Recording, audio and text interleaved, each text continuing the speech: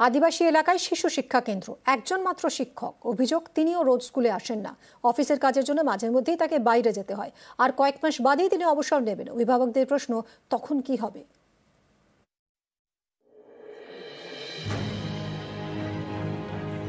পশ্চিম মেদিনীপুরের ডেবরা, এখানে আসানপুর বিদ্যাসাগর শিশু শিক্ষা কেন্দ্র। এই স্কুলে একজন মাত্র শিক্ষক। কয়েক মাস পরেই চাকরি থেকে অবসর নেবেন। এতেই চিন্তায় অভিভাবকরা। ভবানীপুর ১ নম্বর গ্রাম পঞ্চায়েতে শিশু শিক্ষা কেন্দ্র, 4 পর্যন্ত পড়ানো হয়। আদিবাসী এলাকায় স্কুল পড়ুয়া 15 জন। তাদের পড়ান উমারানী জানা।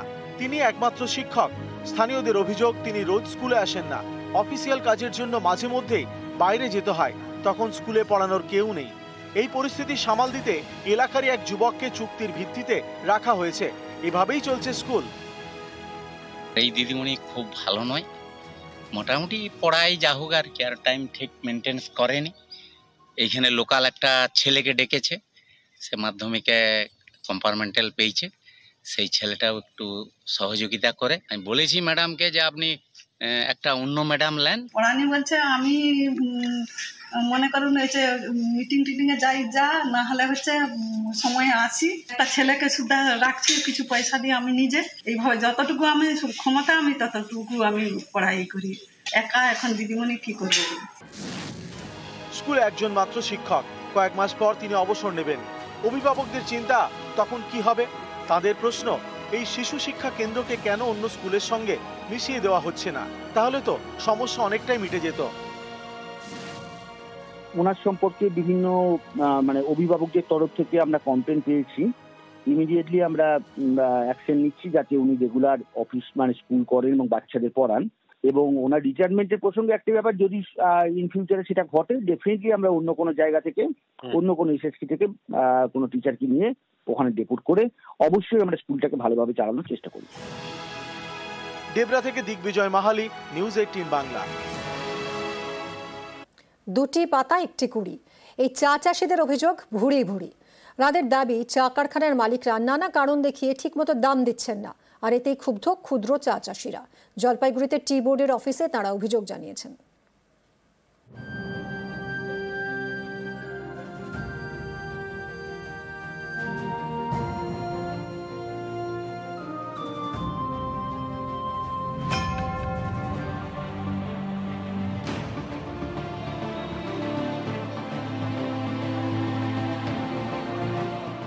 কেউ থাকেন কোচবিহারে, কেউ জলপাইগুড়িতে, সবাই ক্ষুদ্র চা চাষি। উত্তরবঙ্গে এমন প্রায় 50,000 ক্ষুদ্র চা চাষি রয়েছেন। তাদের অভিযোগ, চা চাষে যা খরচ হয় তার থেকে কম দাম দিচ্ছেন চা কারখানার মালিকরা। এমনকি চা পাতা কেনার সময় ওজনেও গড়মিল করা হচ্ছে। উৎপাদনের পরে চা পাতা সতেজ রাখতে তাতে জল ছেটানো হয়, পরে তা শুকিয়ে বিক্রি করা হয় কারখানায়। অভিযোগ, চা পাতা কেনার সময় কারখানার মালিকরা দাবি করছেন চা পাতায় জল ছিল, তাই প্রতি কেজি থেকে 250 গ্রাম বাদ, অর্থাৎ চাষিদের থেকে নেবে 1 কেজি, কিন্তু দাম দেবে 750 গ্রামের। চা চাষিদের অভিযোগ, এর জেরে তাদের পেটে টান পড়ছে। আমাদের চা পাতার ন্যায্য মূল্য দিচ্ছে না।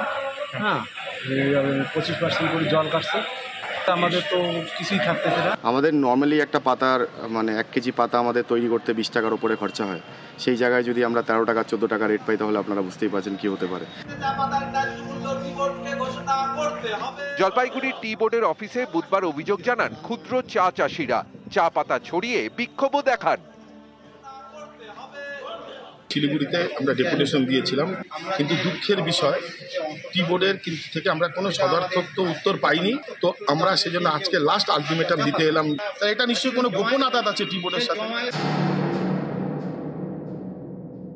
मेमोरेंडम दिया है उनका जो डिमांड है, हम ये मेमोरेंडम अभी हम लोगों का जो हायर ऑफिशियल्स है सिलीगुड़ी में उनको भेजेंगे, और उसके बाद उसके ऊपर डिस्कशन होकर हम लोग क्या फ्यूचर कोर्स ऑफ एक्शन ले सकते हैं उसके बारे में बाद में हम लोग डिसाइड करेंगे। শান্তনু কর ও রকি চৌধুরী, নিউজ 18 বাংলা। আজ থেকে বনগাঁ কৃষ্ণনগরে AC local, Sealdah Ranaghat Krishnanagar AC local চালু হচ্ছে আজ থেকে। শিয়ালদা বনগাঁ রানাঘাট এসি লোকাল, সপ্তাহে 6 দিন এসি লোকাল পরিষেবা পাওয়া যাবে।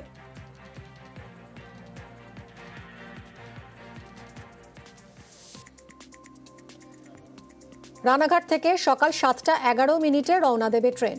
শিয়ালদায় ট্রেন পৌঁছবে সকাল 9:37। শিয়ালদা থেকে আবার সন্ধে 6:14 রওনা, রানাঘাটে পৌঁছবে রাত 8:41।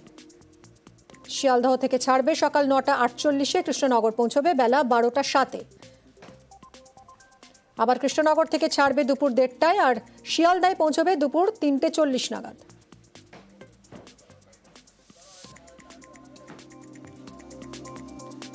শিয়ালদা থেকে 9:48 ট্রেন এসি লোকাল কৃষ্ণনগরে পৌঁছবে বেলা 12:07। কৃষ্ণনগর থেকে দুপুর 1:30 এসি লোকাল, শিয়ালদায় এসি লোকাল পৌঁছবে দুপুর 3:40।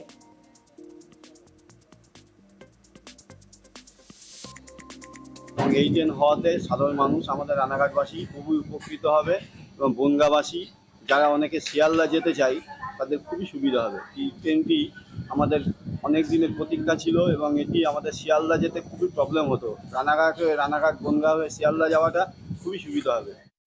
হঠাৎ করে তো এটা 5 তারিখের ডেটে চালু হয়েছে, এই জন্য পরীক্ষামূলকভাবে চলছে। বাট এটা এই প্রতিদিন চলবে। এটা নোটিফিকেশান তো ছিল, সকলের তো জেনে যাওয়া উচিত, সব জায়গায় পেপারেও বেরিয়েছিল, পেপার নোটিফিকেশান আছে। এটা রানাঘাট থেকে শিয়ালদা ভায়া বনগাঁ। এই গাড়িটা শিয়ালদা যাবে, শিয়ালদার থেকে 9:48 সময় ছাড়বে, সেটা সোজা কৃষ্ণনগর যাবে, 13:05 নাগাদ আবার কৃষ্ণনগর থেকে ছাড়বে, শিয়ালদা যাবে, সন্ধ্যেবেলায় 18:05 নাগাদ আবার শিয়ালদার থেকে ছাড়বে, ভায়া বনগাঁ হয়ে রানাঘাট। এসএসসি নিয়োগ দুর্নীতি নিয়ে কড়া মন্তব্য সুপ্রিম কোর্টের। রাজ্য সরকারের ভূমিকা নিয়ে প্রশ্ন শীর্ষ আদালতের।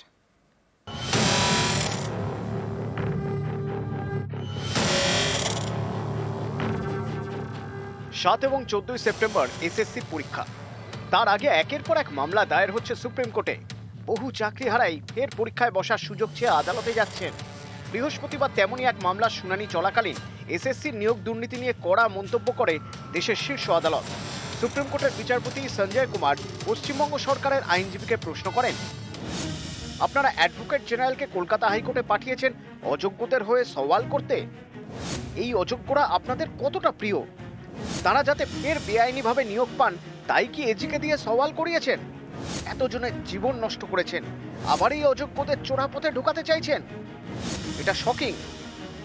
এদিন এসএসসি সংক্রান্ত নতুন কোনো মামলা নিতে চায়নি বিচারপতি সঞ্জয় কুমার এবং বিচারপতি অলোক আরাধের বেঞ্চ।